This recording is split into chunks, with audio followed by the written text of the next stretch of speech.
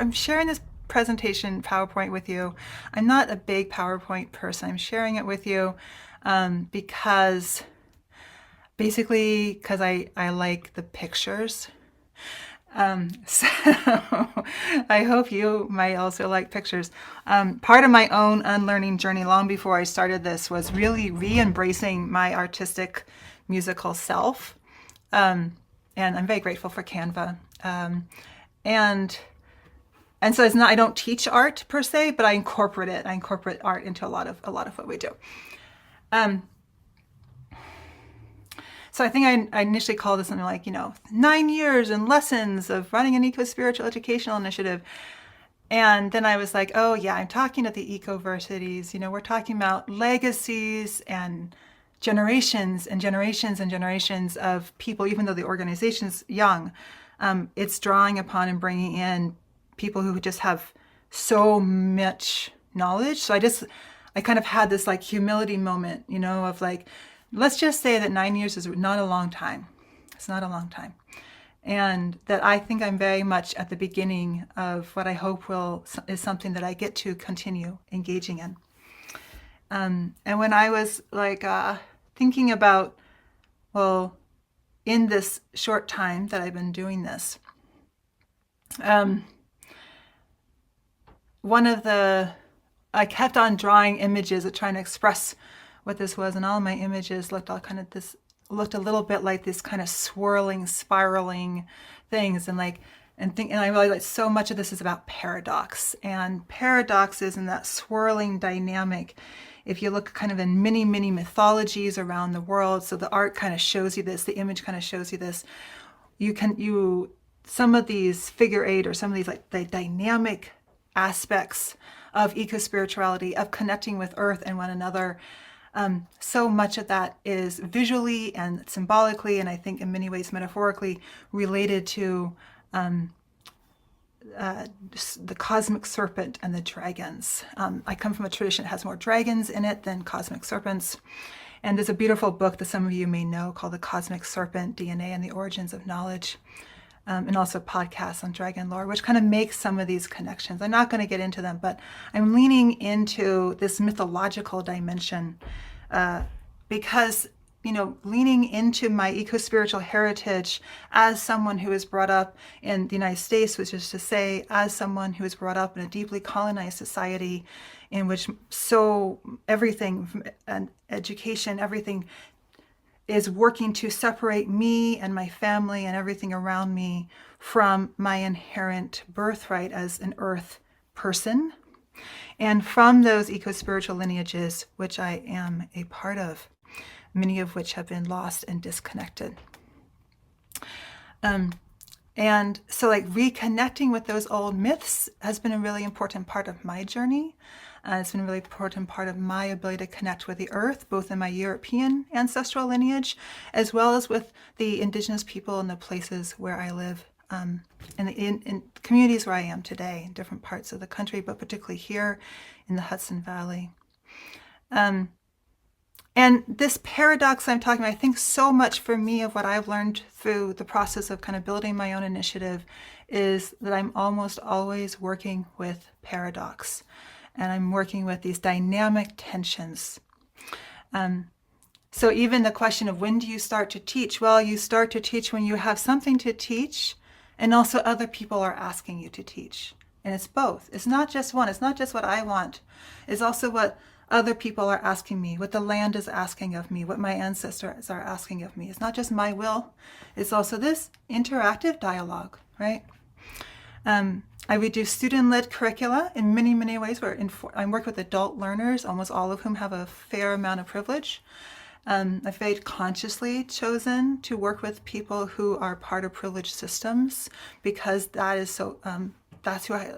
Lots of reasons why, but partly I saw the need to create change in some of those systems. It still has a strong student-led dynamic. I'm also coupling that with my own systemic analysis and my own prayerful engagement with ancestors and the spirit. It's not just student-led, and it's not just systemic analysis, and it's not just prayer. It's all of these things kind of intertwining in terms of what I'm teaching, when I'm teaching, who's teaching, What does teaching look like? I'm not in charge here, and I've got a lot of agency. There's a way in which I'm following something that's much, much bigger than I am, and I have a lot of agency.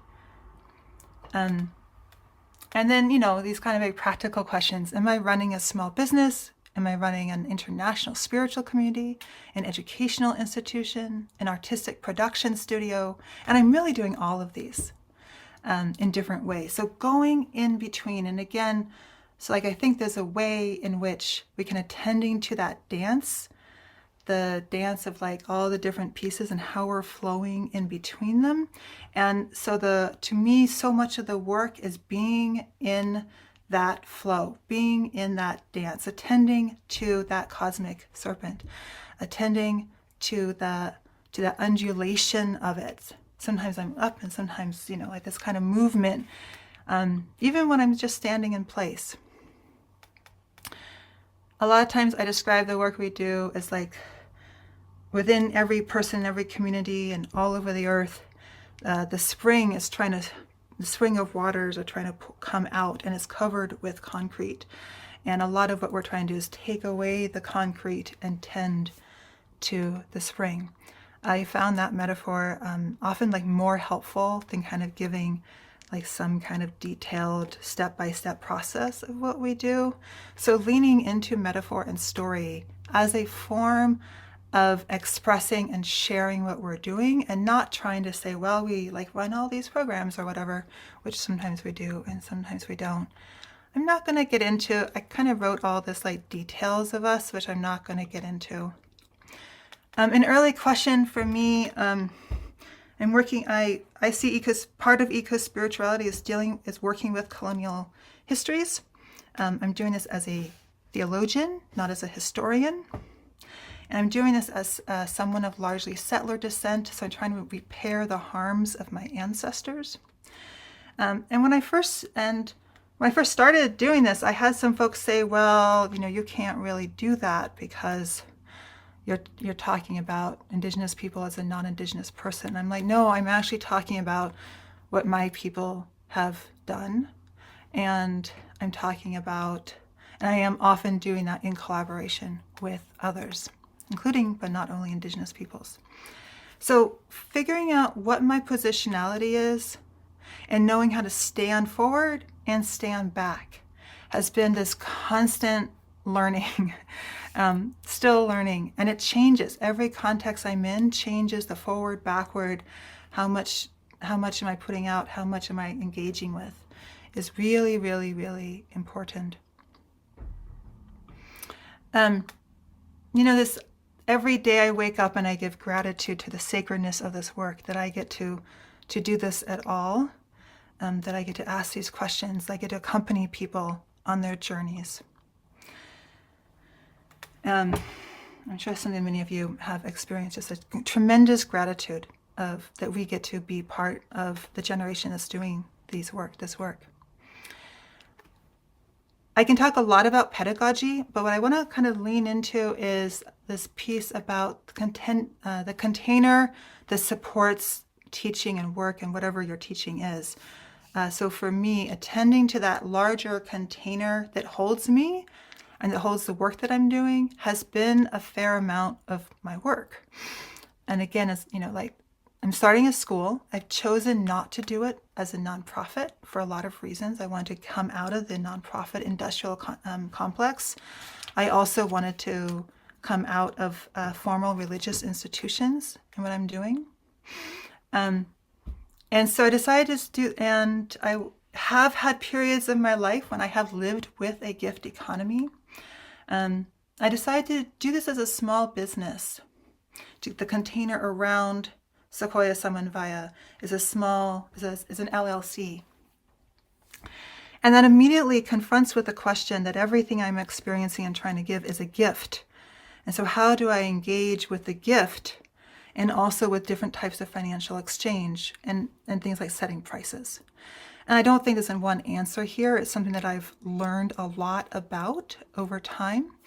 And what I kind of am pointing to is the importance of engaging, of relating to your relationship with money, to capitalism, to not looking away from that, and to engage like kind of head on with it has been a really important part of my own journey. Sara, your time is up. Oh, thank you. Maybe you want to wrap up?